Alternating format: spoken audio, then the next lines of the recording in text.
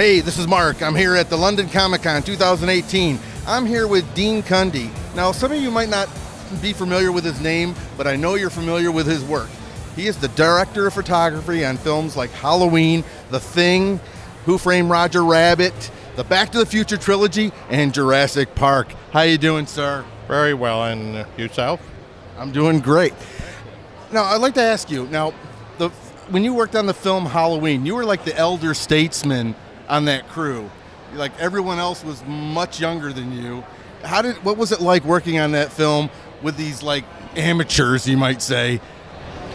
Well, actually, I'd have to say I was just about the same age. We had I had done maybe like 12 low-budget movies, but one of the crew people on it was Deborah Hill on these various movies, and one day she called me up and she said she was working with this young guy, and they wanted to make this movie about killing babysitters on Halloween. And she said she thought that he and I would make a good team. And I said, oh, what's his name? She said, well, John Carpenter. And that's how I met John. And we all went on this adventure together of making Halloween, the first one. So and then you became his favorite cinematographer from there on in, pretty much, for like the most of his best work. Well, I like to think of it as his best work. Yeah, I did 5 films with John, each one more interesting and challenging than the one before, which was, I think, the thing about working with John is it was never the same. He was always looking for a new way to tell a story, new visual style, all of that. So it was a great adventure working with him on these films, each one more challenging than the one before. Have you happened to see the new Halloween film that just came out? I haven't seen it yet. It's on my list to do when I get back to Los Angeles, but I hear good things about it. Now, how did you go from working with John and then working with Bob Zemeckis? Well, it's kind of an interesting crossover. I was working on a film at Universal, and I got a phone call from my agent who said there was this new kind of youngish filmmaker, new anyway, and he had seen Escape from New York and really enjoyed it and wanted to know if I wanted to work on a movie with him. And I said, sure. It was Bob Zemeckis, and I went to meet him and the producer and star of the show, Michael Douglas, and it turned out to be Romancing the Stone. So now, when you were nominated for an Academy Award for Who Framed Roger Rabbit, what was it like trying to shoot scenes with imaginary cartoon characters in it?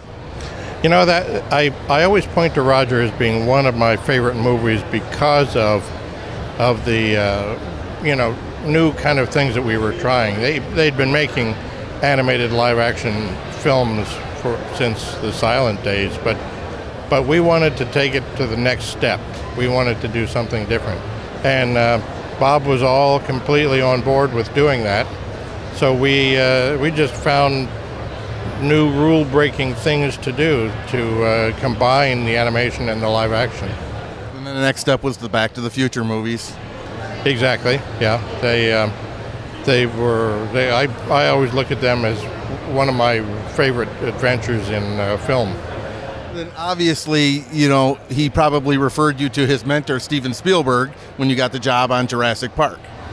Yeah, I had known Steven for a little while because he was the producer on the Back to the Future and a couple other films I had done at Universal. So I got a phone call one day that said, hey, Steven Spielberg wants to talk to you. And of course I said yes.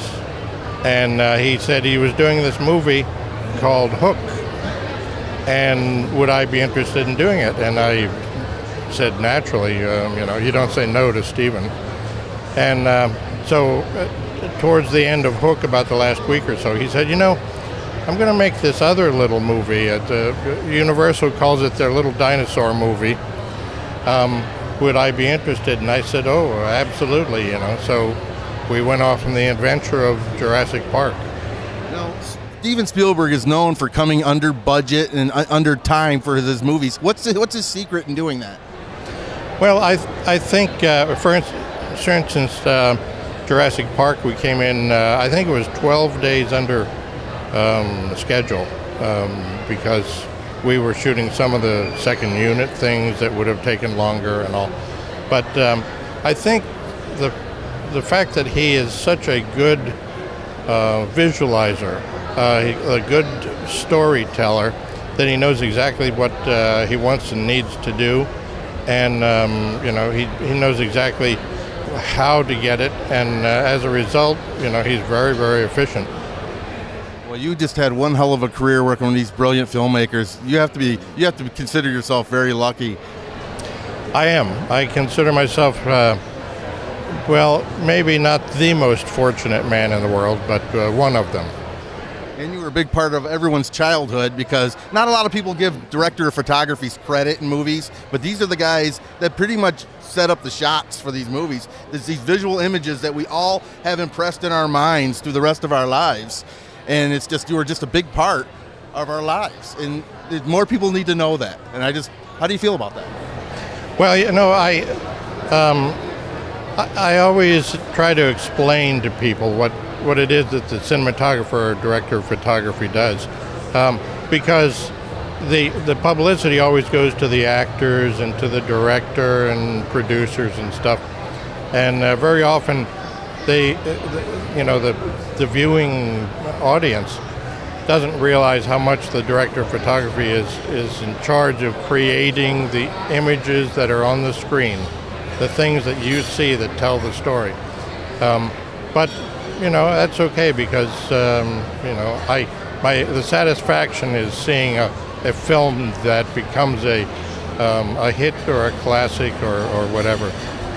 So what do you have coming down the pipeline? Is there anything new coming out? Nothing immediately. I'm doing a couple of conventions because I really enjoy meeting fans and talking to people about their experiences. And we're glad to see you come out too, because people like you need to come out to these conventions so we can come and talk to you guys, because we love DPs, we love directors, writers, we just love the whole film process, and you guys need to be presented more here at these shows. Yeah, I kind of think so, because the public sometimes sees the film and the conventions as the stars, the actors who were in it, and sometimes I don't think there's enough explanation or whatever of who and how films are actually made. The creative people behind every single aspect of a film. Well, it was a pleasure talking to you, Mr. Cundey, and have a good show. Well, thanks very much. This is Mark at the London Comic Con. See you next time.